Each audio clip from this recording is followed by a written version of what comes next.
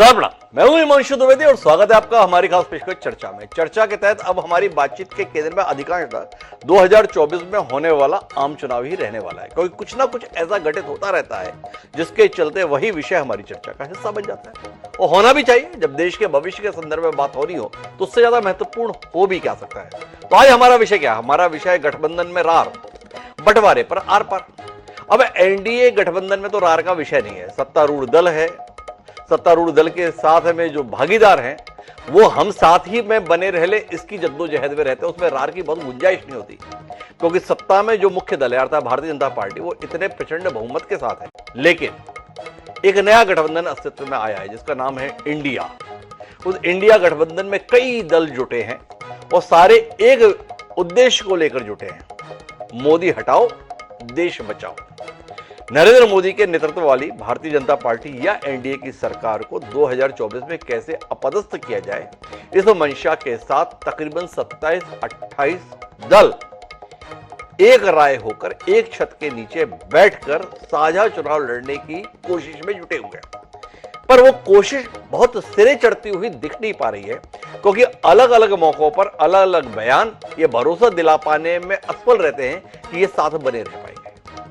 आज हम इसी पर बात कर रहे हैं। बात इसलिए कर रहे हैं कि जितना जिसकी थाली में है वो अपनी थाली को तो बरकरार रखना चाहता है, पर दूसरे की थाली से कुछ ना कुछ अपने पास पाना चाहता है। मतलब कोई भी अपनी तरफ से थाली से निकालकर दूसरे की थाली में डालने के लिए तैयार नहीं है। जब इतना संकोच है, इतनी संकीर्णता है, तो फिर एक उदारता के साथ गठबंधन और साझा चुनाव लड़ने के उद्देश्य की पूर्ति के संदर्भ में उम्मीद कैसे करें, यह पेचीदगी है।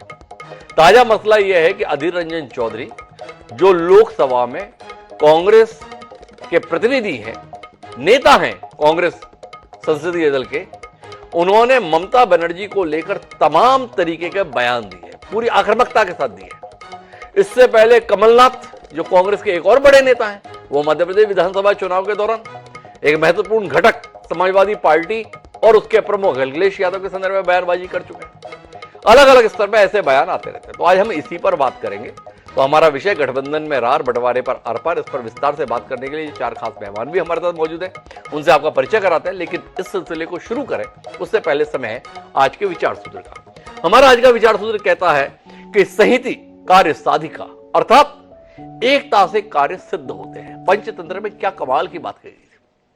एकता की महत्ता को प्रतिपादित करने के लिए इससे कम शब्दों में कोई बात कैसे कही जा सकती है। और कितना ही बड़ा ग्रंथ रख लो, लिख लो, उससे भी इससे ज्यादा क्या स्पष्टता लाई जा सकती है। पर इतनी स्पष्ट बात क्यों इन विपक्षी दलों की समझ में नहीं आती है, इस कौतूहल के साथ हम अपनी चर्चा को आगे बढ़ाएंगे। हमारे साथ इस चर्चा का हिस्सा बनने के लिए चार खास मेहमान हैं। हमारे साथ चिंतामणि मालवीय जी हैं, जो भारतीय जनता पार्टी के प्रदेश उपाध्यक्ष हैं, विधायक हैं, पूर्व सांसद हैं। डॉक्टर अजय उपाध्याय जी हैं, भारतीय राष्ट्रीय कांग्रेस का विचारवान चेहरा है। अच्छी बात यह हमारे साथ दो प्रोफेसर हैं। चिंतामणि जी भी प्रोफेसर रहे, डॉक्टर अजय उपाध्याय जी भी प्रोफेसर हैं। तो दो प्रोफेसरों के साथ संवाद का सुखद अवसर आज हमें चर्चा में उपलब्ध हो रहा है। इनके बीच में हमारे साथ में मंजीत सिंह जी हैं, जनता दल यूनाइटेड के प्रवक्ता है, वह हमारे साथ हैं। और साथ ही चिराग सेठी जो देश का नवोदित राष्ट्रीय राजनीतिक दल है अर्थात आम आदमी पार्टी, उसमें प्रवक्ता के तौर पर हमारे साथ मौजूद है। आप सबका स्वागत है। चर्चा की शुरुआत हम अजय उपाध्याय जी से करेंगे, डॉक्टर अजय उपाध्याय जी से करेंगे, लेकिन उससे पहले उनकी पार्टी के प्रमुख नेता अधीर रंजन चौधरी के बयान पर दृष्टि डालेंगे। सहूलियत रहेगी हमें भी और डॉक्टर अजय उपाध्याय जी को भी। भूख मांगने नहीं गए, ये ममता बनर्जी खुद कह रहे हैं कि हम गठबंधन करके चुनाव लड़ेंगे। ये दोनों सीट हमारे पास है, उनकी दया की कोई जरूरत नहीं है हमें। आप अपने दम पर लड़ सकते, चल सकते, कुछ भी कर सकते। ये और नहीं चाहते कि गठबंधन हो। इसमें वार्ता सीधा है कि वो नहीं चाहते गठबंधन हो। अगर गठबंधन नहीं होते हैं तो सबसे ज्यादा खुशी कौन होगी आज हिंदुस्तान में? अगर गठबंधन ना हो सबसे ज्यादा खुशी होगी हमारे मोदी साहब में। तो ममता जी आज जो कर रहे हैं वो मोदी जी की सेवा में लगे हुए हैं। तो डॉक्टर अजय उपाध्याय जी, आप सामूहिक रूप से चुनाव लड़ना चाहते हैं, नरेंद्र मोदी और उनकी सरकार को अपदस्थ करना चाहते हैं, क्योंकि देश को बचाने के लिए आपकी पार्टी के प्रमुख नेता राहुल गांधी इसको बहुत जरूरी बताते हैं। और उस साझा कोशिशों के बीच में जो महत्वपूर्ण घटक है तृणमूल कांग्रेस और उसकी सर्वोच्च नेता ममता बनर्जी, उनके संदर्भ में साथी ये बताते हैं वो तो मोदी जी की सेवा में हैं, मोदी जी को खुश करने में लगी हैं। तो दोनों चीजें कैसे हो पाती है? ऐसे लोगों के साथ क्यों उठते बैठते आप जो मोदी जी की सेवा में लगे रहते हैं? क्यों नहीं बाहर कर देते इन लोगों को? बताइए ना डॉक्टर अयोध्या जी, ऐसा क्यों करते हैं आप? डॉक्टर साहब, आप विद्वान व्यक्ति हैं और जो दादा ने कहा, दादा के शब्दों का अभिप्राय, तो मैं जो समझ पा रहा हूं कि यदि एक कोई भी गठबंधन के साथी आपस में एक सहमति पर नहीं पहुंचते हैं तो अंततः उसका लाभ किसको होगा? उसका फायदा नेचुरल है कि भाजपा को होगा और मोदी जी को होगा। कहीं न कहीं इस पूरे तथ्य में जो मैं समझ पा रहा हूं वो अभिप्राय उनका ये है। और पश्चिम बंगाल के नेता हैं अधीर रंजन चौधरी जी, ममता जी, सबको पता है कि स्थानीय स्तर पर कहीं ना कहीं चीजें पहले से भी ऐसी रही हैं, जिसके कारण सीट के बंटवारे को लेकर के असमंजस की स्थिति रही। पर राष्ट्रीय स्तर पर जो हमारा अलायंस ग्रुप है, जिसका लीडरशिप हमारे शीर्ष नेता मुकुल वासनिक जी के नेतृत्व में 5 लोगों की कमेटी बनी है और कांग्रेस पार्टी उस कमेटी के माध्यम से अपने सहयोगी साथियों के साथ बातचीत लगातार करने का प्रयास कर रही है। शीघ्र इस पर निर्णय हमारी पार्टी लेगी। अधीर रंजन चौधरी जी के जो कंसर्न है उसको भी कहीं ना कहीं इस संदर्भ में भी सोचने का और इस पर भी विचार करने का प्रयास हमारा अलायंस जो कमेटी है वो करेगी।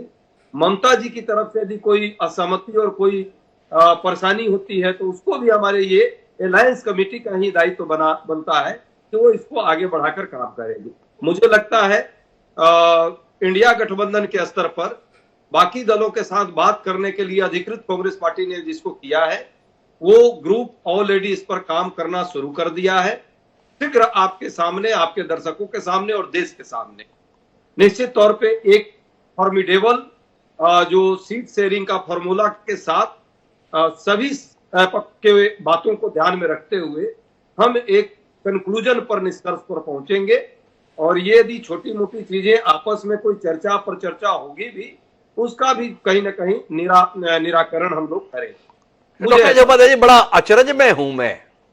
मतलब चौराहे पर चीरहरण करने की कोशिश कर रहे हो आप पश्चिम बंगाल की सबसे बड़ी नेता ममता बनर्जी की, और फिर आप साथ में इतनी मासूमियत से मुस्कुराते हुए बोल रहे हो छोटी मोटी चीजें अगर होती रहेंगी तो देख लेंगे।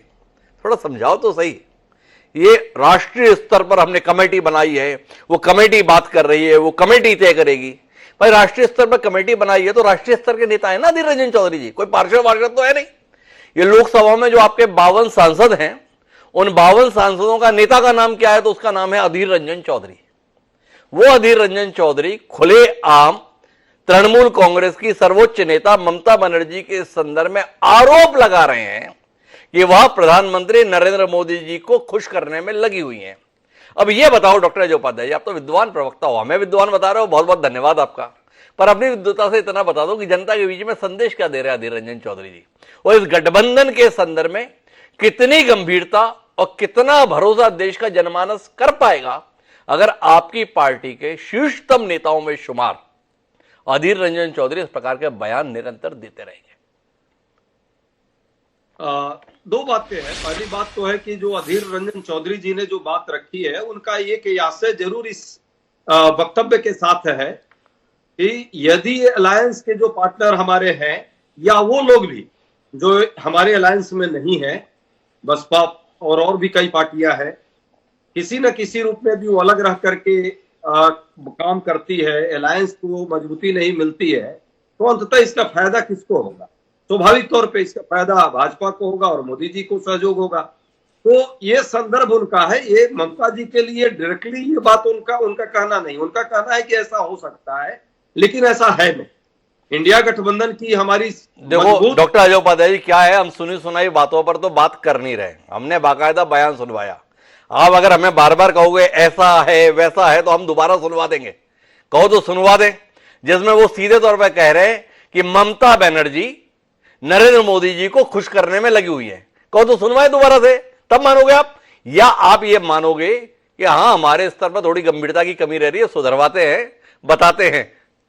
डॉक्टर साहब, आपके उस स्क्रीन पे चल रहा है गठबंधन यदि नहीं हो पाया किसी कारण से, तो सबसे ज्यादा भाई, कौन होगा? डॉक्टर अजय उपाध्याय जी एक बार फिर से सुनते हैं कोई ना। बुरा बात नहीं है, तो सच बात है। हाँ, एक बार मैं अपनी पीसीआर टीम से कहूंगा, भाई अधीर रंजन चौधरी जी का बयान एक बार फिर सुनवाओ डॉक्टर अजय उपाध्याय जी के लिए। भूख मांगने नहीं गए। ये ममता बनर्जी खुद कह रहे हैं कि हम गठबंधन करके चुनाव लड़ेंगे। ये दोनों सीट हमारे पास है, उनकी दया की कोई जरूरत नहीं है हमें। आप अपने दम पर लड़ सकते, चल सकते, कुछ भी कर सकते। ये वो नहीं चाहते कि गठबंधन हो। इसमें वार्ता सीधा है कि वो नहीं चाहते गठबंधन हो। अगर गठबंधन नहीं होते हैं तो सबसे ज्यादा खुशी कौन होगी आज हिंदुस्तान में? अगर गठबंधन ना हो, सबसे ज्यादा खुशी होगी हमारे मोदी साहब में। तो ममता जी आज जो कर रहे हैं वो मोदी जी की सेवा में लगे हुए हैं। तो अब सुनिए डॉक्टर अजय उपाध्याय जी बहुत बारीकी से। एक तो उन्होंने सीधे आरोप लगाया कि ममता बनर्जी नहीं चाहती है कि गठबंधन हो, और दूसरा सीधे तौर पर आरोप लगाया कि ममता बनर्जी नरेंद्र मोदी जी की सेवा में लगी हुई है। अब आप बताओ कि गठबंधन की जड़ों में मठा डालने की कोशिश में भारतीय राष्ट्रीय कांग्रेस है, या पानी डालने की कोशिश में और मठा डालने की कोशिश में? थोड़ा हमें समझा दो, फिर जाकर हम चिंतामणि जी के पास चलें। उन्हें तो आनंद से भाव विभोर हो जाना चाहिए आज। भाई ऐसे ही करते रहो अजय उपाध्याय जी, आप लोग बढ़िया है। डॉक्टर साहब, बड़ा अच्छा लगा कि आपने दोबारा इसे सुना है जी। और मुझे लगता है कि आपके दर्शक को अब कोई कंफ्यूजन नहीं होनी चाहिए। जिस हाइपोथेसिस को लेके आप चल रहे हैं और उन्होंने जो कही है बात, स्पष्ट बात है कि राज्यों के अंदर कई जगह पे हमें आपसी नेताओं में जरूर कुछ ना कुछ कंफ्यूजन है, और उस कंफ्यूजन को अधीर रंजन चौधरी ने स्पष्ट कहा कि ममता बनर्जी जी और कांग्रेस चाहती है कि हम गठबंधन करें, लेकिन यदि कोई बात ऐसी होगी जिसके कारण गठबंधन नहीं हुआ सीटों को लेकर के, तो उसका कहीं ना कहीं लाभ और उसका फायदा किसको होगा? भाजपा को होगा। यही लाइन वो बार बार बोल रहे हैं, तो स्पष्ट और क्लियर हो गया। मैं मानता हूं कि इंडिया गठबंधन के जो भी साथी हैं, शीघ्र हम लोग बैठेंगे हमारे जो अलायंस पार्टनर हैं उन सबके साथ, और पारदर्शिता के साथ, ईमानदारी से, यदि कुछ बातों पर मतभेद भी है उन मतभेद को भी हम समायोजित करेंगे, और गठबंधन की जो व्यवहारिकता है उस व्यवहारिकता को हम निश्चित तौर पे पाने का प्रयास करेंगे, क्योंकि ये गठबंधन सिर्फ तो डॉक्टर अजय उपाध्याय बार बार समझाने की कोशिश कर, भाई करेंगे, ठीक ठीक करेंगे। मेरे हाथ में चिराग सेठी जी है, मुझे आना है चिंतामणि जी के पास, लेकिन बाद चिराग जी का नजरिया और देख लेता हूं। चिराग जी क्या महसूस कर रहे हैं? कांग्रेस आपको देने के लिए तैयार है, जो सबसे बड़ा घटक दल है इस इंडिया गठबंधन का, या आपके पास जो कुछ भी है उससे अपना घर सजाने को लिए कोशिश में है? थोड़ा समझेंगे। अपने से कुछ देने की अभिलाषा है, या आपके पास जो कुछ है उसमें से कुछ अपने को मिल जाए, इस कोशिश में जुटी है कांग्रेस? देखिए हिमांशु जी, कहीं ना कहीं हर दल चाहता है कि वो चुनाव लड़े, उनका संगठन बने, और कहीं ना कहीं जितनी ज्यादा सीटों पे लड़ेंगे उतने ज्यादा लोगों को आप टच करेंगे। पर देखिए यहाँ पे ये आप और मैं डिसाइड नहीं करेंगे, कमेटी है वो डिसाइड कर रही है कि कौन से विनेबिलिटी फैक्टर है। देखिए डेटा पे काम होगा, जिस कैंडिडेट को सेकंड पोजीशन मिली या जिस पे सबसे ज्यादा वोट मिल सकते हैं, जो जीत सकता है। देखिए 1-on-1 फाइट की बात हो रही है यहाँ पे ये तो बात हो नहीं रही कि फेवरेटिज्म कांग्रेस कितना, आम आदमी पार्टी कितना। हमारी तो जो पार्लियामेंट्री अफेयर्स कमेटी उन्होंने क्लियर बोल दिया कि जो सीट आएंगी, जो सीट शेयर बनेगा उसके हिसाब से हम लोग काम करेंगे। चाहे 1-on-1 सीट पे आज हमें ये देखना है कि किसी भी तरह से हमारी लड़ाई की वजह से भाजपा को वो चांस नहीं मिलना चाहिए जो 10 साल में उन्होंने बर्बादी करी है, पिछले 9 साल में उन्होंने बर्बादी करी है, उसको आगे नहीं बढ़ने देना है। बस जो नौकरियां, जो महंगाई जिसकी हम इतनी बार बात कर चुके हैं, वो आगे अगले 5 साल ना है, इसके लिए हम लोग काम कर रहे हैं। तो हमारी पार्टी हो चाहे कांग्रेस हो, देखिए कुछ ना कुछ कोई लोग बोल रहे हैं, डेफिनेटली उससे भाजपा को बहुत खुशी हो रही है, पर अंदर से उनको डर है। उन्हें पता है कि आज इंडिया गठबंधन जो साथ आया है, ये कहीं ना कहीं इनका आखिरी टर्म है, 2024 में ये लोग नहीं आने वाले। तभी आज इस पर डिस्कशन होती है। आप बात कर लीजिए किसी और मुद्दे पर, वो बात नहीं करेंगे। आप इकोनॉमी पर बात कर लीजिए, वो नहीं करेंगे। हम इस पे बात करेंगे, इसने ऐसा बोल दिया, उसने ऐसा बोल दिया। देखिए हमारे गठबंधन में ये लोग बोल सकते हैं, कोई बात नहीं, बोल सकते हैं, पर क्या ये एनडीए में हो सकता है? बिल्कुल नहीं हो सकता। आप बोलेंगे और आपको बाहर निकाल दिया जाएगा। तो देखिए यहाँ पे वो डिक्टेटरशिप नहीं है, ठीक है बोल रहे हैं, बट हमारे जो नेता इसमें इन्वॉल्व है वो बहुत क्लियरली इसमें बात कर रहे हैं, और आपस में चीजें बिल्कुल क्लियर है। चाहे वो कॉमन मिनिमम प्रोग्राम को लेकर हो, चाहे वो सीट शेयरिंग को लेकर हो, चाहे वो सोशल मीडिया को लेकर हो, हर चीज क्लियर है। और 3 महीने पहले से ये सब कुछ चल रहा है। आप मुझे बताइए इससे पहले ऐसा गठबंधन कब बना था जहां 3 महीने पहले से ही सीट शेयरिंग पे बात शुरू हो गई थी? पहले कभी भी नहीं हुआ ऐसा, तो ये पहली बार हो रहा है। मुझे लगता है ये एक अच्छा सफल प्रयोग है जो एक पॉजिटिव डायरेक्शन में हमारे देश को, हमारी देश की राजनीति को लेकर जाने वाला है। चिराग जी, आप बहुत अच्छे तरीके से बोल रहे हैं, पर आपका मन खराब नहीं है क्या? ये जो बीच बीच में बयान आ रहे हैं, इससे आपका मन दुखता नहीं है क्या? भाई हम कार्यक्रम करते हुए विचलित हुए जा रहे हैं। भाई अगर वाकई आप एक के खिलाफ एक उतारने की अभिलाषा के साथ प्रयत्नशील हैं, तो इतने बड़े नेता, जैसा मैंने डॉक्टर अजय उपाध्याय के साथ बातचीत में कहा, कोई पार्षद ने बयान नहीं दिया है। लोकसभा में कांग्रेस के सांसदों के नेता हैं अधीर रंजन चौधरी, और तृणमूल कांग्रेस की प्रमुख ममता बनर्जी देश में किस शख्सियत के रूप में पहचानी जाती है उससे आप अनभिज्ञ नहीं है। अगर उनके लिए इस प्रकार की शब्दावली है, अगर उनके लिए इस प्रकार की भावना का सार्वजनिक रूप से प्रकटीकरण है, तो क्या चिराग सेठी जी आपको नहीं लगता है कि इससे जनता के बीच में जो संदेश देने की कोशिश इंडिया गठबंधन की है उस पर आघात लग रहा है? उसको संदर्भ में कहीं ना कहीं चुनौती पैदा हो रही है, और वो चुनौती बाहर से नहीं घर से ही पैदा हो रही है।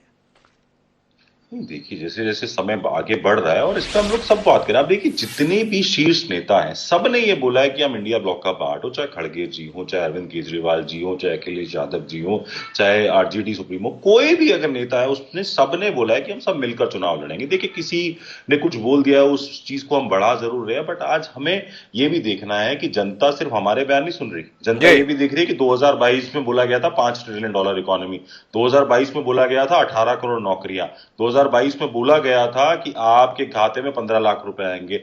जो 45 करोड़ खाते खुले उसमें से 2/3 खाते ऐसे हैं जिनमें कभी कोई ट्रांजैक्शन नहीं हुआ।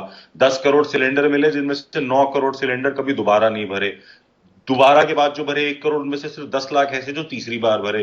तो जनता ये भी देख रही है कि हमारा हालत क्या हो रही है, हमारी इकोनॉमी किस तरफ जा रही है।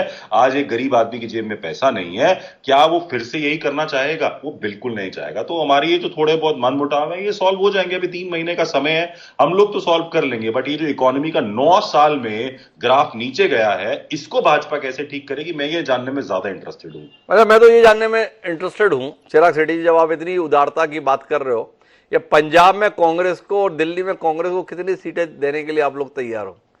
खबरें यही आती हैं कि पंजाब में आप 13 की 13 सीटें अपने पास चाहती हो, क्योंकि विधानसभा में प्रदर्शन ऐसा है। दिल्ली के संदर्भ में भी कांग्रेस बची ही कहाँ है जो कांग्रेस के लिए कुछ छोड़ा जाए, ये चर्चा आती है। चिराग जी आप भी बता दो ना, कितना बड़ा मन दिखाने वाले हो? बिल्कुल हिमांशु जी, अगर मैं ये डिसाइड करने वाला होता तो मैं आपको पक्का बताता कि हम कितनी सीट किसको देंगे, बट जब मेरा समय आएगा वो डिसाइड करने का, तो सबसे पहले आप व्यक्ति होंगे जिन्हें मैं बताऊंगा कि क्या करेंगे हम।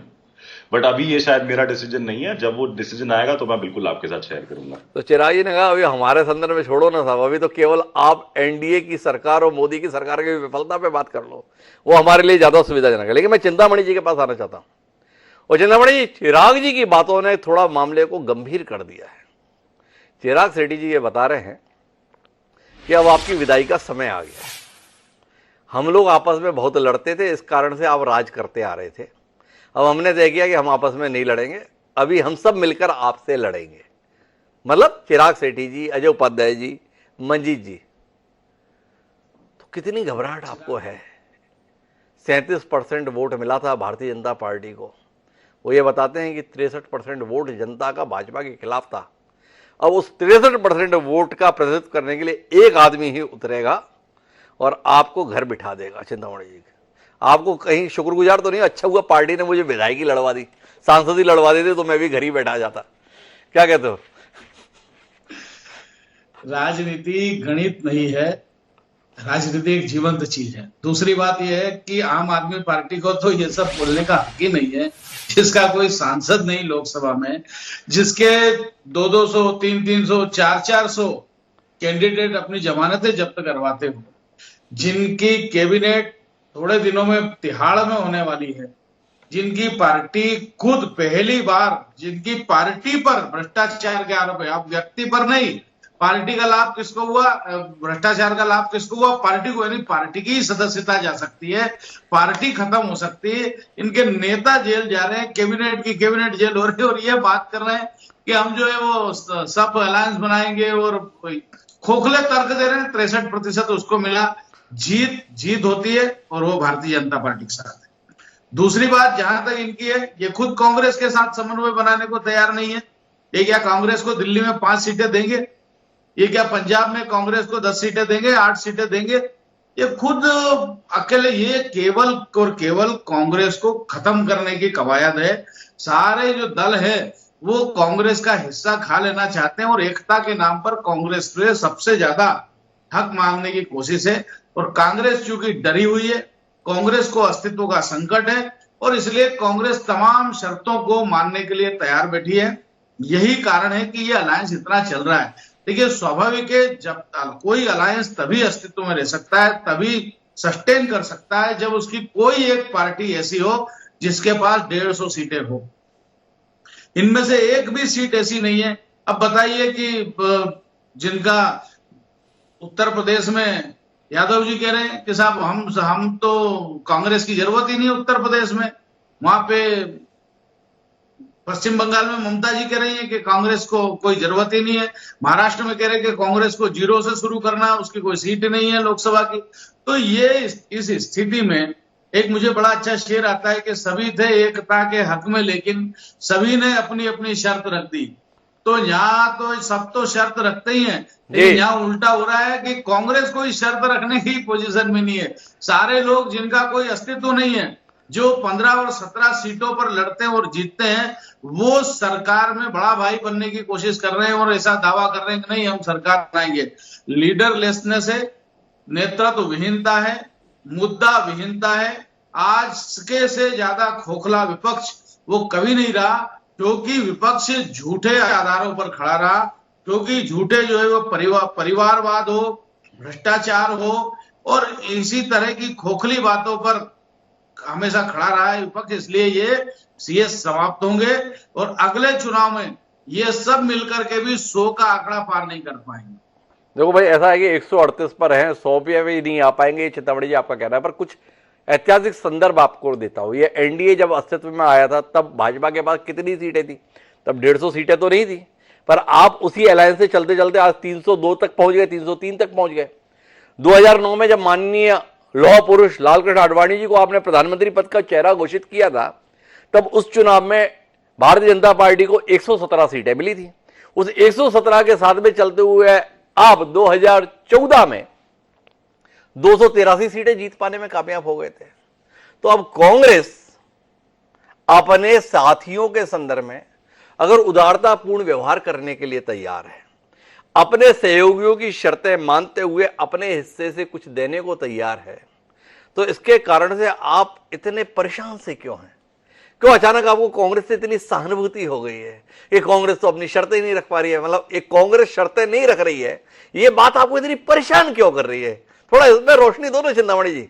ये भविष्य कहीं आपको डराने तो नहीं लगा? फिर से दोहराता हूं, देश हित में ये बहुत उचित होगा कि कांग्रेस जैसी आधार वैचारिक खोखली और आधारहीन पार्टी, जिसका कोई दर्शन नहीं, जिसके पास कोई भविष्य के सपने नहीं, जिसकी कोई योजनाएं नहीं, ऐसी पार्टी सिमट ही जाना चाहिए। ऐसी पार्टी खत्म ही हो जाना चाहिए जिसको अपना खुद का नेतृत्व नहीं कर सकते। अच्छा चिंतामणि, एक मौलिक सवाल करता हूं आपसे, क्या कमाल की दलील आपने दी है? ऐसी वैचारिक रूप से दरिद्र पार्टी को खत्म ही हो जाना चाहिए। आप ये बताओ कि विपक्ष में कौन सी ऐसी पार्टी है जिसको फलना फूलना चाहिए? कांग्रेस को तो खत्म हो जाना चाहिए। विपक्ष में कौन सा ऐसा राजनीतिक दल है जिसके अंदर में चिंतामणि मालवीय जी की अभिलाषा है, भाई बहुत अच्छा दल है, इसको फलना फूलना चाहिए? क्या वो चिराग गुप्ता जी की पार्टी को तो आप जेल में भिजवा दे रहे हो पूरी तरीके से? आ रहा हूं चिराग जी, एक बार चिंतामणि जी से संवाद पूरा हो जाए ना, जरा जान लें, हो सकता है अभी आपका भविष्य उज्जवल बता दे चिंतामणि जी, तो बोलने दीजिए ना उनको जरा। जी चिंतामणि जी, तो थोड़ा ये बताओ, कौन से राजनीतिक दल के संदर्भ में आपकी हृदय से अभिलाषा है विपक्षियों में कि भाई इसका वैचारिक रूप से बड़ी मजबूत पृष्ठभूमि है, वैचारिक रूप से जनता के प्रति इसके अंदर बड़ी जिजीविषा है और इसको फलना फूलना चाहिए? क्योंकि प्रधानमंत्री जी बोलते हैं मजबूत विपक्ष होना चाहिए। तो कौन सा राजनीतिक दल है जिसे आप मजबूत देखना चाहते हैं? देखिए, मजबूत विपक्ष होना चाहिए, लेकिन ये जिम्मेदारी भारतीय जनता पार्टी की नहीं है कि मजबूत विपक्ष को मजबूत करे। उनको खुद विपक्ष होना पड़ेगा। देखो, अब आप सवाल को टाल रहे हो, ये सारे दर्शक देख रहे हैं चिंतामणि जी। सवाल बहुत सीधा है, भाई कौन सा राजनीतिक दल देश में ऐसा है विपक्ष में जिसको चिंतामणि मालवीय जी मानते हैं कि इसको फलना फूलना चाहिए? सीधा सवाल है ना भाई। कांग्रेस जिसका आजादी में योगदान, कांग्रेस जिसके पास में एक दर्शन रहा, कांग्रेस जिसके पास एक ऐतिहासिक पृष्ठभूमि है, कांग्रेस जिसने इस देश को एक से एक नेता नेतृत्व के लिए दिए, उस कांग्रेस को आपने सब दृष्टियों से खारिज कर दिया। मार्क्सवादियों को तो आप पहले ही खत्म कर चुके हैं, वामपंथियों को तो आप देशद्रोही करार देते हैं। तो आपसे सीधा सवाल कर लिया। आम आदमी पार्टी को तो आपने उसकी मान्यता ही छीन लेना चाह रहे हो, आपने बयानों में बता दिया। तो हमने सवाल क्या किया? सवाल इतना किया, कौन सा राजनीतिक दल है भाई जिसके संदर्भ में चिंतामणि जी कह रहे हैं बड़े तरक्की करें? यही आयरनी है। आप देखिए कि ये जो सारी पार्टियां हैं, ये भले इनके नेता अलग अलग है, लेकिन काम इनके सारे एक जैसे। ये परिवारवादी पार्टियां, ये भ्रष्टाचार में लिप्त पार्टियां, इनके पास हजारों करोड़ के घोटाले तो क्या बताया चिंतामणि, वाह परिवारवाद में आ गए। आपके लंबी फेहरिस्त है, परिवार के आधार पर चले आ रहे, राजमाता सिंधिया से लेके ज्योतिरादित्य सिंधिया तक फेहरिस्त चली आ रही है। बहरहाल चिराग जी कुछ हस्तक्षेप कर जा रहे हैं, एक बार उनका हस्तक्षेप सुनते हैं और फिर मंजीत सिंह जी के पास चलते हैं जो काफी देर से हमारे साथ बने हुए हैं। जी चिराग जी, आप कोई हस्तक्षेप करना चाह रहे थे? बिल्कुल बिल्कुल हिमांशु जी, मैं तो बस ये बताना चाह रहा था कि कैसे हमारे देश में इनका जो एक और घटक दल है जिन्हें मैं बोलता हूँ ईडी, जिनको लगाया गया इलेक्शन ड्यूटी पे जी, तो उनकी मैं कुछ एक कहानी आज सुनाना चाह रहा था कि आज एक दो किसान हैं तमिलनाडु में जिनको ईडी का सम्मन आया जी, क्योंकि उनके खेत के पास कोई बिजली की तार से भैंस मर गई और वो कोई बीजेपी वालों से, बीजेपी के किसी नेता से उनकी कोई दुश्मनी थी, तो उन्हें सम्मन भेजा गया। आपको जानकर हैरानी होगी हिमांशु जी, 5906 केसेस आज तक जो ईडी है उसे दर्ज किए हैं। और सोचिए कितने केस खत्म हुए होंगे आज तक? जी 25 जी, 121 केस रजिस्टर हुआ 2014 से आज तक। और हिमांशु जी आपको सोचकर हैरानी होगी, इसमें से ऑपोजिशन पे कितने होंगे? 115 जी। ये तो हालात है बीजेपी के कि तो ऑपोजिशन कहां से लाने देंगे? अरे वो चिराग जी, जब आप इंडिया गठबंधन की बैठक में बैठोगे ना, तो ये अजय उपाध्याय जी से सवाल जरूर कर रहे हैं, इनके नेताओं से। वो पी चिदम्बरम हुआ करते थे। ये ईडी के संदर्भ में भी जितना कानून फानून है ना, ये सब इन्हीं की देन है। इनसे पूछना जरूर कि क्या किए थे भाई, ये आपके लिए बड़ा जरूरी है। ये जो कुछ भी आप आज देख पा रहे हो ना, सब इन्हीं का ही किया धरा है। ऐसा भाजपा के लोग लगातार बताते हैं। पर मैं मंजीत जी के पास जाना चाहता हूं, और मंजीत जी बड़ा महत्वपूर्ण घटक दल है उस इंडिया गठबंधन का जिसके साथ उम्मीद भरी निगाहों से विपक्ष के तमाम नेता देख रहे हैं। मंजीत जी, क्या वाकई आपको लग रहा है एक के खिलाफ एक कल्पना है जो साकार भी होगी, या कल्पना है जो आने वाले समय में तार तार होगी? इंडिया गठबंधन में कोई दरार नहीं है। इंडिया गठबंधन एकजुट है और सीटों की बंटवारे की साझेदारी पर बात चल रही है और उस पर तेजी से काम चल रहा है जी। लेकिन विपक्ष जो है भ्रम की स्थिति पैदा कर रहा है। बीजेपी अफवाह फैला रही है। दरअसल में उनको डर है इस इंडिया अलायंस से। वह यह नहीं बता रहे कि एनडीए में क्या हो रहा है। जी। चिराग पासवान हो, मांझी जो हो, उपेंद्र कुशवाहा हो, उनसे क्या इनका मतलब है, उनको कितना सीटों पर दे रहे हैं? क्या चिराग पासवान जो चाचा भतीजा में लड़ाई है इस बात नहीं करते? वह केवल इंडिया अलायंस पर इतना उनको डर है कि इस तरह की भ्रम की स्थिति पैदा कर रहे हैं। और मैं यह जवाबदेही के साथ कर रहा हूं कि इस जनवरी माह में ही जो इंडिया गठबंधन बना है देश के स्तर पर, जिसके सूत्रधार आदरणीय नीतीश कुमार जी, और वह शुरुआत दौर से इस गठबंधन के सीट बंटवारे के पक्षधर थे जी। कि सीट बंटवारा लगभग अक्टूबर माह में ही होना चाहिए। सीट बंटवारे में विलंब हुआ है, लेकिन बहुत तेजी से सीट बंटवारे पर चर्चा, जितने भी दल हैं जो एकजुट हैं इंडिया गठबंधन में हैं, उस पर बात चल रही है। और जनवरी माह में ही हम लोग सारे राज्यों में सीट बंटवारा करेंगे और सभी जगह एक साझा उम्मीदवार हम लोग खड़ा करेंगे। अच्छा मंजी, एक बात बताओ, आप सारी सीटों पर साझा उम्मीदवार खड़ा करोगे, ये दावा तो कर रहे हो। आप अभी तक अपने गठबंधन का एक संयोजक तय ना कर पाए इतनी बैठकों में, कैसे उम्मीद कर रहे हो देश मान ले कि भैया आप सीटों पर तय कर लोगे? आप में एक सहमति तक तो हो ना पाई एक संयोजक की। अब तक जितने भी गठबंधन बने उनमें संयोजक को लेकर ऐसा असमंजस, ऐसा अंतर्द्वंद, ऐसा टकराव कभी देखने को नहीं मिला जैसा इस इंडिया गठबंधन के संदर्भ में दिख रहा है। क्यों? संयोजक के बारे में जितनी भी बैठक हुई है उसमें अंतर्विरोध कहां है? और किसी नेता के नाम पर किसी ने विरोध भी तो नहीं किया और कहीं टीवी चैनलों में इस बात की पुष्टि भी नहीं हुई कि संयोजक के नाम पर विभिन्न घटक दलों में विभिन्न दलों के अंदर विरोध है। या तो मीडिया निरेटिव सेट कर रहा है या भारतीय जनता पार्टी जो विपक्ष में है वह देश के अंदर एक अफवाह फैलाने की कोशिश कर रही है। कहीं भी जो हम लोगों का गठबंधन है उस गठबंधन के अंदर कहीं भी टूट नहीं है, हम लोग एकजुट हैं और आने वाले दिनों में आप देखेंगे कि सीट बंटवारे, सीट का तालमेल जो होगा एक रूपता होगी उसमें और सभी लोग हम लोग मिलजुल कर 2024 में चुनाव लड़ेंगे। अरे मंजी जी, आप मतलब क्या सवाल समझे नहीं या उस सवाल से बचने की आपने वैसी कोशिश की जैसे गठबंधन के घटक दल कर रहे हैं? संयोजक में बात ही मत करो क्योंकि तय नहीं कर सकते। जब तय नहीं कर सकते तो बात करने की जरूरत क्या है? ऐसे ही बैठे रहो, खाते पीते रहो, बाद में एक कॉन्फ्रेंस करो, हम सब एक हैं और इतना कह के चल लो और बाहर बयान देके एक दूसरे के कपड़े फाड़ दो। आपसे विनम्रता पूर्वक जानना चाहता हूं, डॉक्टर अजय उपाध्याय जी, अधीर रंजन चौधरी जी जो कुछ कह रहे हैं उसमें ममता बनर्जी के लिए अद्भुत सम्मान है। ऐसे सम्मान के साथ वक्तव्य देने से ही एकता के प्रति जनता का भरोसा बढ़ेगा कि हाँ, ये सारे विपक्षी दल एक राय होकर भारतीय जनता पार्टी और नरेंद्र मोदी जी का मुकाबला करेंगे। वाकई ऐसा है तो हम उम्मीद करें ऐसा कोई बयान आने वाले समय में नीतीश कुमार जी के लिए, लालू जी के लिए, केजरीवाल जी के लिए भी आएगा। जी मंजीत जी।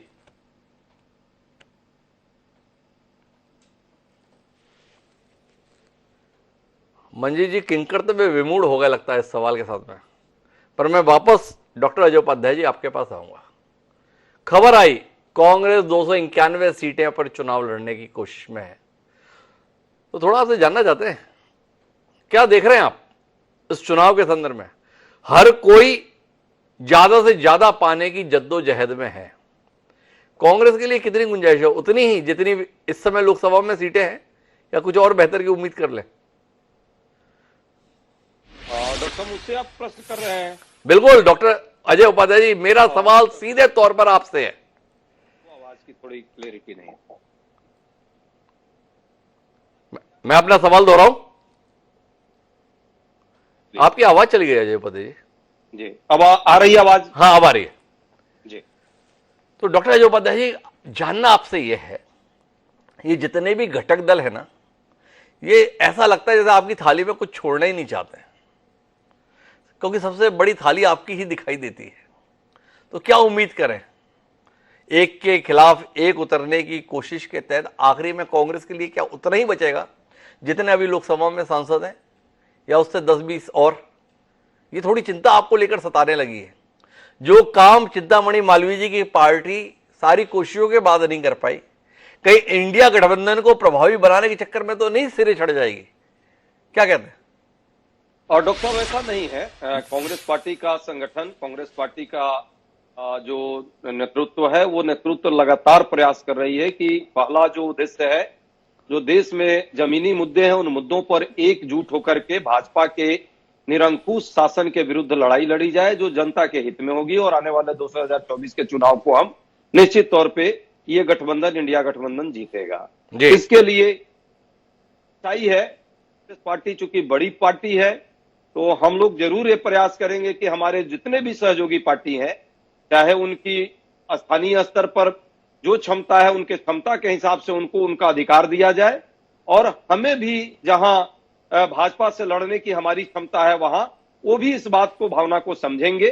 एक दो जगह जरूर थोड़ी बहुत समस्या जरूर होगी, चूंकि इतने बड़े ग्रुप हैं और इतनी बड़ी चीजें हैं तो हम चाहते हैं एकोमोडेट करना। दूसरी बात, जनतांत्रिक तरीके से जब आप बात, प्रतिवाद, संवाद करते हैं तो निश्चित तौर पे कुछ चीजें आती हैं। कई बार आपके माध्यम से आएंगी, कई बार हमारे आपसी टीम के माध्यम से आएंगी, लेकिन एक जो अलायंस के लिए जो एक टीम बनी हुई है उस टीम को हम साथ लेकर के सभी पार्टियों के शीर्ष नेताओं के साथ जो उनके नेतृत्व के साथ हैं और जिनका इस इंडिया गठबंधन के प्रति समर्पण है, प्रतिबद्धता है, उन सबके साथ मिलकर के बात हो रही है। शीघ्र आपको देखिएगा 10-15 दिन, 1 महीने के अंदर ये सारी चीजें क्लियरिटी में आएंगी। कांग्रेस पार्टी का जो अधिकार होगा हमारे सभी सहयोगी साथी उसको अधिकार पूर्वक देंगे, और हमारे साथियों का जो अधिकार होगा हम उनको भी पूरी तरह से देने को तैयार। कैसे माने कि आप देने के लिए तैयार है? पूत के पांव पालने में दिख जाते हैं, हमारे यहाँ कहावत है। ये अभी 3 राज्यों में जो चुनाव थे उत्तर भारत के, मध्य प्रदेश, राजस्थान और छत्तीसगढ़, सहयोगी दल बहुत नाराज हैं आपसे।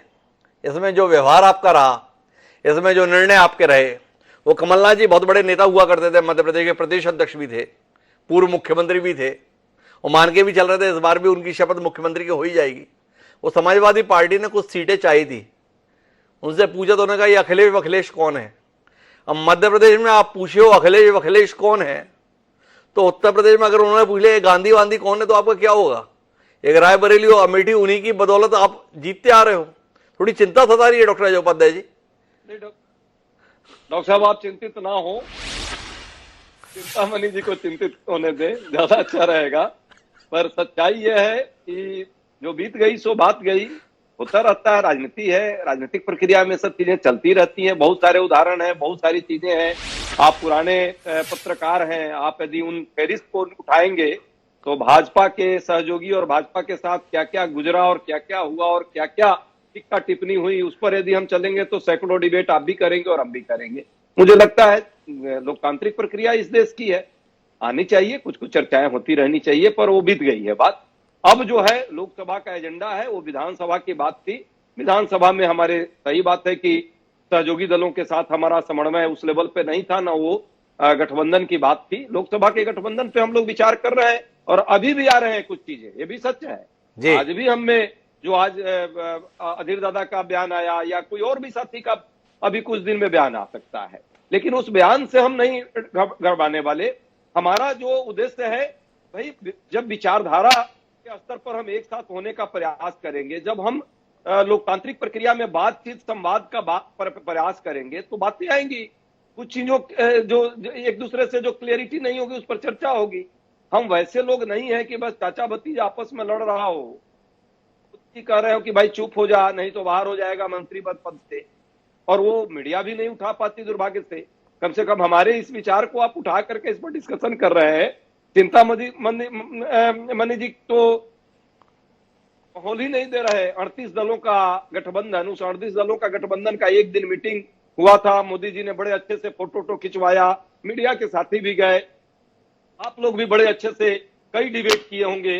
2-4 दिन, एक दिन के उस फोटो सेशन का डिबेट चला, तो न आज तक कोई बैठक हुई, न कोई मीटिंग हुई। हम मीटिंग कर रहे हैं, हम बातचीत कर रहे हैं, और जनतंत्र में होना चाहिए। आप जनतांत्रिक पत्रकार, मैं आपको मानता हूं, तो मुझे लगता है आप इस बात से सहमत होंगे। असहमतियों में सहमति बनाना ही लोकतंत्र की खूबसूरती है, और हम उसी खूबसूरती की तरफ आगे बढ़ रहे हैं। तो ऐसी असहमतियों के संदर्भ में भविष्य में भी उम्मीद रखें, क्योंकि आपको इस खूबसूरती से बड़ा प्यार है, तो क्या उम्मीद करें? अरविंद केजरीवाल जी का सम्मान आप कब करने वाले हो?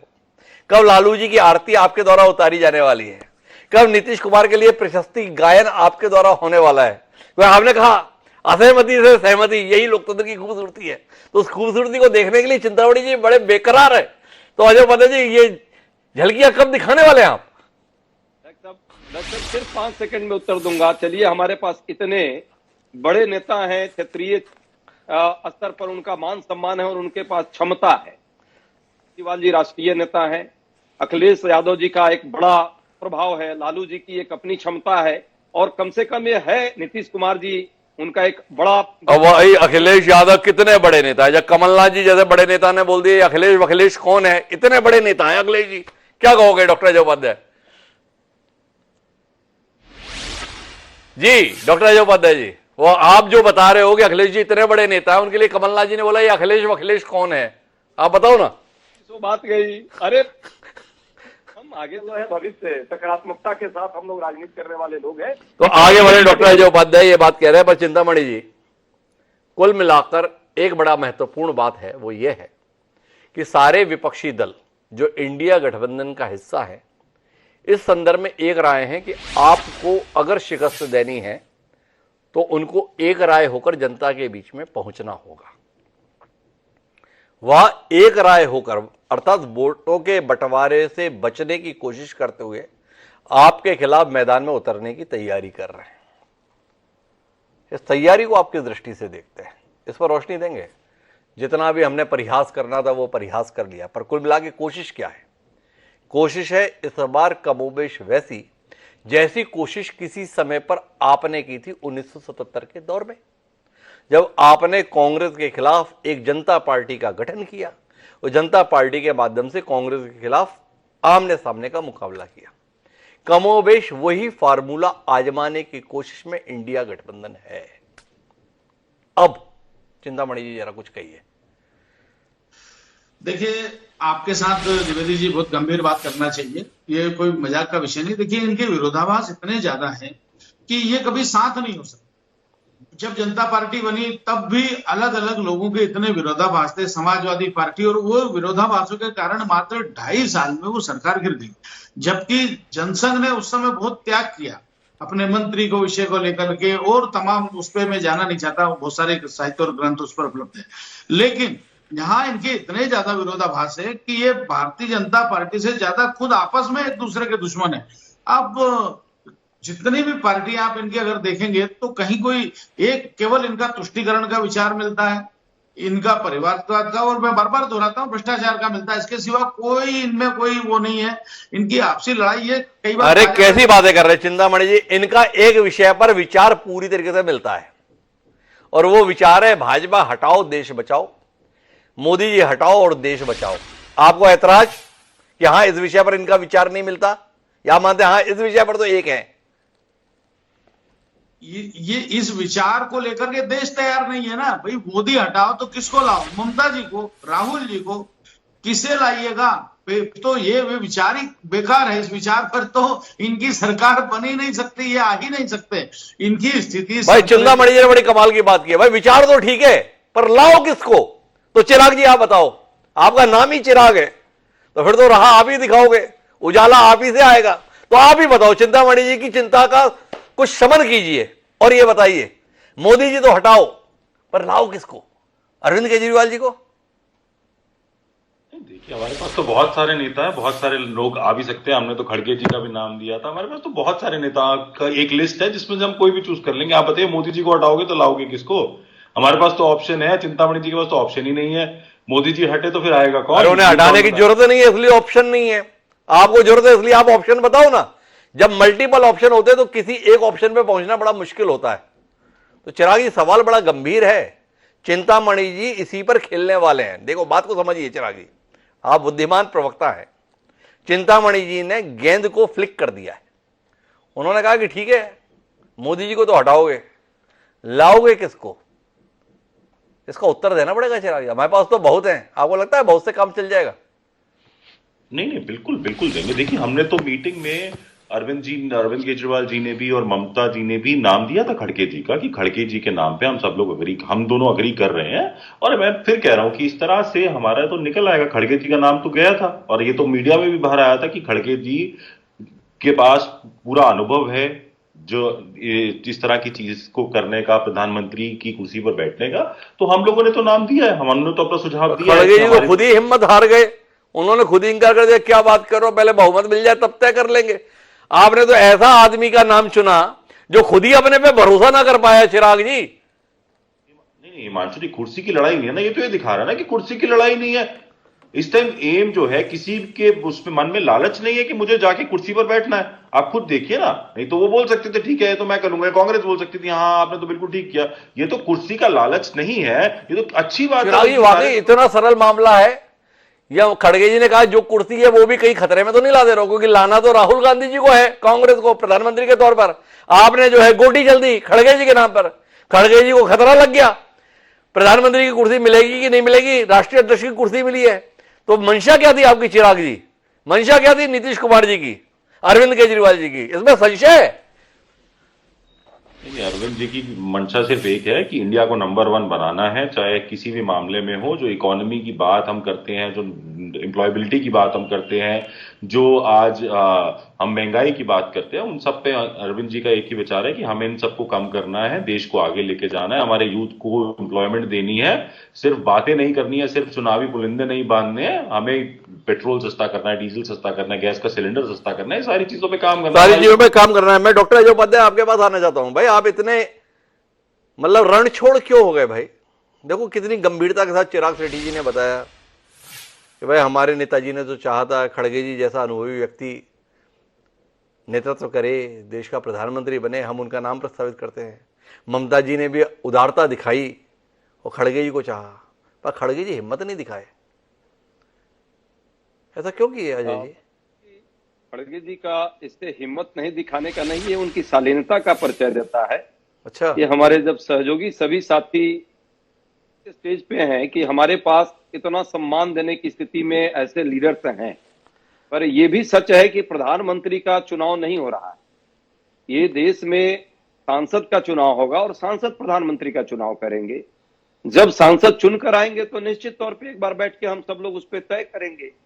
जनता तो सांसद चुनती है, जनता मोदी जी को भी नहीं चुनती है। मुझे ऐसा लगता है इस देश की शायद संसदीय परंपरा है जिसमें राष्ट्रपति प्रणाली नहीं है अभी तक लागू, आगे होगी तो मैं नहीं जानता।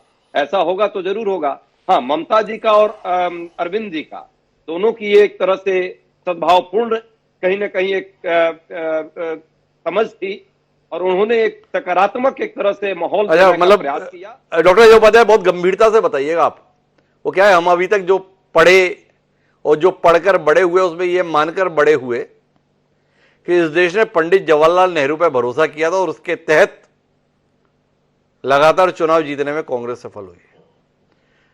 हम ये भी पढ़कर और समझकर बड़े हुए कि लोगों ने इंदिरा गांधी के चमत्कारिक नेतृत्व में भरोसा किया और उसके तहत लगातार कांग्रेस सत्ता में रही। हम इस बात पर भी भरोसा किया कि राजीव गांधी के सुदर्शन व्यक्तित्व से जनता इतनी रीझी कि प्रचंड बहुमत 543 में से 415 सीटें जीत पाने में कांग्रेस सफल रही है। भ्रम है हमारा, गफलत थी हमारी। देश ने ना तो नेहरू जी को चुना था, देश ने ना इंदिरा गांधी जी को चुना था, ना ही देश ने राजीव गांधी को चुना था।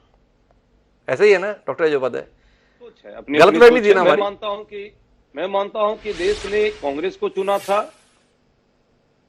जी, भी, इंदिरा जी के समय भी, अटल जी के समय भी और मोदी जी और मनमोहन सिंह के समय भी। अब अपने अपनी इसके तरीके हैं विमर्श के, और आपका वो विमर्श है, मेरा ये विमर्श है। मैं ये मानता हूं कि देश में जो संसदीय प्रणाली है वो देखो चिंतामणि जी, आज डॉक्टर अजय उपाध्याय जी ने कह दिया कि आप हमारे पे आरोप लगाना बंद करो। देश ने नेहरू जी को बिल्कुल नहीं चुना था, इस देश ने इंदिरा गांधी को भी नहीं चुना था और इस देश ने राजीव गांधी को भी नहीं चुना था। देश ने तो केवल कांग्रेस को चुना था। कांग्रेस के सांसदों ने जवाहरलाल नेहरू को चुन लिया, ये अलग बात है। डॉक्टर अजय उपाध्याय एकदम यही बात है ना, इसमें कोई गफलत तो नहीं? हाँ, मैंने कि विचार अपने अपने हैं। नहीं, मैंने तो सीधे पूछा, आप इसी विचार के साथ है ना? क्या ये मोदी जी का चुनाव है या भाजपा जो है भाजपा के विचार का चुनाव था 2014 में? मैं चिंतामणि से पूछता हूं। चिंतामणि जी, डॉक्टर अजय उपाध्याय जी ने तो कह दिया, आप क्या बोलते हो? 2014 में लोगों ने भाजपा को चुना या मोदी जी को देख के वोट दिया? 2019 में भाजपा को चुना या मोदी जी को देख के वोट दिया? जी देखिए, कांग्रेस कितनी अंधेरे में है और कितना भ्रम में है, अब ये देखने वाली बात है। जी, देखिए अजय उपाध्याय जी, आप इतने विद्वान व्यक्ति है, व्यावहारिक रूप से तो मोदी जी को ही चुना है। भले ही सैद्धांतिक रूप से जनता ने भाजपा को वोट दिया, लेकिन मोदी जी ने कहा था कि आप किसी को भी वोट दो, आप सिर्फ वोट कमल को दीजिए, वो सीधा मुझ तक आ जाएगा। तो आप उनके उसको देखिए, मोदी जी का चमत्कार है, भारतीय जनता पार्टी के कार्यकर्ता का परिश्रम तो है, लेकिन चमत्कार मोदी जी का तो ये इनकी कितना खोखलापन है, ये आपको ध्यान में आ गया होगा कि कांग्रेस कैसी मुद्दाविहीन और कितने भ्रम में है, ये पता चल गया। देखो भाई, हमारी चर्चा की आज की उपलब्धि है कि कांग्रेस के प्रवक्ता ने सीधे तौर पे नेहरू, इंदिरा और राजीव को खारिज कर दिया कि देश ने कभी भी इनको नहीं चुना था। जी डॉक्टर अजय उपाध्याय जी, कुछ कहना चाह रहे हैं आप? जी डॉक्टर साहब। मनी जी का कोई योगदान नहीं था, मोदी जी ही सब चीज कर रहे हैं। अटल जी के समय में भी भाजपा के किसी कार्यकर्ता का योगदान नहीं था, न विचारधारा का योगदान था, अटल जी का ही योगदान था। हमारे यहाँ क्लियर बात है, एक विचारधारा हमारी है, विचारधारा के साथ एक नेतृत्व होता है और नेता का विचारधारा और पार्टी के साथ जुड़ी होती है। इस देश में यही वैचारिक क्रांति रही है शुरू से। लोकतांत्रिक प्रक्रिया के तहत कांग्रेस पार्टी के विचार को 70 सालों में लोगों ने अपनाया और कांग्रेस पार्टी के लोगों ने अपना नेता चुना। वो नेता हमारे नेहरू जी भी थे, वही नेता हमारी इंदिरा जी भी थी, राजीव जी भी थे। तो ये डॉक्टर अजय उपाध्याय जी का निष्कर्ष है, लेकिन अभी हम जिस मुद्दे पर बात कर रहे हैं वो है सीटों के बंटवारे का। मंजी जी, आपसे समझना चाहूंगा, सीटें बटेंगी किस आधार पर? जनता को ये स्पष्ट तो होना चाहिए। बात हो रही है कि हाँ सब कुछ ठीक से हो जाएगा। किस आधार पर बांटेंगे सीटें, इसके संदर्भ में कोई स्पष्टता है? देखिए, इंडिया गठबंधन की सभी पार्टियों के बीच एक सहमति बनी थी कि जिस राज्य में जो पार्टी मजबूत होगी उस राज्य की पार्टी फैसला लेगी, और गठबंधन के इस फैसले के आधार पर ही यूपी और बंगाल में सपा और टीएमसी सीटों को लेकर अपना अधिकार जता रही है। जी। तो हर जगहों पर बात चल रही है, सीटों की बंटवारा के संदर्भ में बात चल रही है और बहुत तेजी से चल रही है। मैं स्पष्टता के साथ कह रहा हूं कि सभी राज्यों में जितने भी क्षेत्रीय दल हैं, जो क्षेत्रीय दल मजबूत हैं, उनके साथ कांग्रेस पार्टी और अन्य जो एक विचारधारा वाली पार्टी है, सबका तेजी से सीटों को लेकर मंथन हो रहा है, विचार हो रहा है, और इसी आधार पर इसी माह में पूरे राज्यों में सीटों की बंटवारा होगी और एक साथ इंडिया अलायंस हम लोग मिलकर एक साथ लड़ेंगे। लेकिन मेरा एक चीज यह कहना था जी कि इंडिया अलायंस की तो बहुत चर्चा हो रही है, लेकिन जब हम अकेला सब पर भारी, देश के प्रधानमंत्री यह नारा लगा रहे थे अकेले सब पर भारी, तो क्या जरूरत पड़ी कि 38 पार्टियों को एक साथ शामिल करना, उनके साथ साझा करके फिर 2024 का लोकसभा का चुनाव लड़ना। अब तो टीडीपी के साथ, चंद्रबाबू नायडू के साथ, अकाली दल पंजाब में जो है उसके साथ भारतीय जनता पार्टी बात कर रही है, जिसमें 40 पार्टियों की गठबंधन Bharatiya Janata party India alliance बनने के बाद डर से पूरे 2024 में एनडीए के नाव पर क्यों सवाल हो रही है यह क्षेत्रीय दल, और बीजेपी क्यों 40 पार्टियों का सहयोग ले रही है। या इंडिया अलायंस जब से बना तब से भारतीय जनता पार्टी के अंदर एक डर है, और इस कारण पहले यह कहते थे कि क्षेत्रीय दल के अस्तित्व को हम समाप्त कर देंगे, क्षेत्रीय दल इस देश से समाप्त हो जाएगा। लेकिन भारतीय जनता पार्टी क्या पूरी हो गई कि आज यह 40 क्षेत्रीय दलों से समझौता करके देश में चुनाव लड़ रहे हैं, और प्रधानमंत्री जी तो कहते थे हम अकेला सब पर भारी हैं। तो इनकी हिम्मत कहां गई? ये अकेले देश के अंदर क्यों चुनाव नहीं लड़ रहे हैं? अच्छा मंजी, एक सवाल दीजिए, इस कार्यक्रम का आखिरी सवाल है मेरा। तो अगर ये 38 दलों को एक साथ लाने के लिए मजबूर हो गए भारतीय जनता पार्टी वाले, तो इसको आप अपने गठबंधन की सफलता मानते हैं या विफलता मानते हैं? भाई आप तो चले थे मोदी जी को सत्ता से बेदखल करने, आप चले थे भारतीय जनता पार्टी को सत्ता से बेदखल करने। अब आपकी कोशिशों का नतीजा यह हुआ कि भाजपा ने अपने साथ 37 और राजनीतिक दलों को ले लिया है। तो अब आपकी लड़ाई कितनी मुश्किल हो गई, आपका उद्देश्य कितना कठिनाई में आ गया, क्या कहते हैं? सवाल तो यह भारतीय जनता पार्टी से होना चाहिए था जी। जिस दिन आदरणीय नीतीश कुमार जी ने एक समान विचारधारा वाली सभी पार्टियों को 28 दलों को एकजुट करके पटना में बैठक हुई, और लगातार जब बैठक हुई उसी दिन भारतीय जनता पार्टी या घबराहट में जब भारतीय जनता पार्टी ने देखा कि 26 दल एक साथ आ गए, उसी दिन या 38 दलों की बैठक भारतीय जनता पार्टी बुलाती है और अब अन्य क्षेत्रीय दलों को भी जोड़ती है। इसका सीधा मतलब कि जो इंडिया अलायंस पार्टी बनी देश के अंदर, एक साझा अलायंस पार्टी जो बनी है, उसके घबराहट में भारतीय जनता पार्टी ने 38-40 दलों से गठबंधन करके चुनाव लड़ने का फैसला किया है, और एनडीए की नाव पर या जितने भी क्षेत्रीय दल हैं उनको सवार भारतीय जनता पार्टी कर रही है। तो भारतीय जनता पार्टी तो इंडिया अलायंस पार्टी से डरी हुई है। इंडिया अलायंस पार्टी से डरी हुई है, ये कहना है मंजीत सिंह जी का, लेकिन महत्वपूर्ण निष्कर्ष निकल कर आया है कि इंडिया गठबंधन की कोशिशों ने एनडीए का विस्तार करा दिया, एनडीए को मजबूत कर दिया। पर जैसे इंडिया गठबंधन के चलते एनडीए को मजबूत मानने लगे मंजीत सिंह जी, वो इंडिया गठबंधन क्या चुनाव तक मजबूत रहेगा? क्या वाकई इंडिया गठबंधन जिस उद्देश्य को लेकर जनता के बीच जाने की कोशिश कर रहा है कि एक के खिलाफ एक, अगर एनडीए या भाजपा का प्रत्याशी है तो उसके खिलाफ हम सब एक प्रत्याशी लेकर मैदान में उतरेंगे ताकि वोटों के विभाजन से बच सके, क्या वाकई 2024 का आम चुनाव 1977 की कहानी को दोहराएगा? निश्चित रूप से यह सवाल महत्वपूर्ण भी है और पेचीदा भी। आने वाला समय ही बता पाएगा कि विपक्षी दलों की यह कोशिश वाकई सिरे चढ़ पाएगी या शीघ्र व मात्र बनकर रह जाएगी। अगर कोशिश सफल हो गई तो मानना चाहिए कि 2024 का चुनाव एक दिलचस्प चुनाव बनकर सामने आएगा। आप चारों मेहमानों का बहुत बहुत धन्यवाद हमारे साथ इस चर्चा का हिस्सा बनने के लिए। समय है अब आज के शेर का।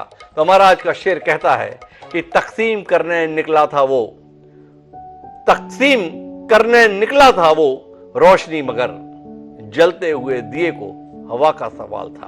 अब्बास दाना ने जो यह बात कही है वो विपक्षी दलों की कोशिशों के संदर्भ में बेहद मुफीद है। वह चुनौती तो देना चाहते हैं, पर क्या एकता के मुद्दे पर एक राय होकर देश के सम्मुख आ पाएंगे? सवाल आने वाला समय इसका उत्तर देगा। लेकिन अब समय है इजाजत लेने का, तो मुझे दीजिए इजाजत। कल फिर मिलेंगे नए विषय के साथ, तब तक के लिए सलाम।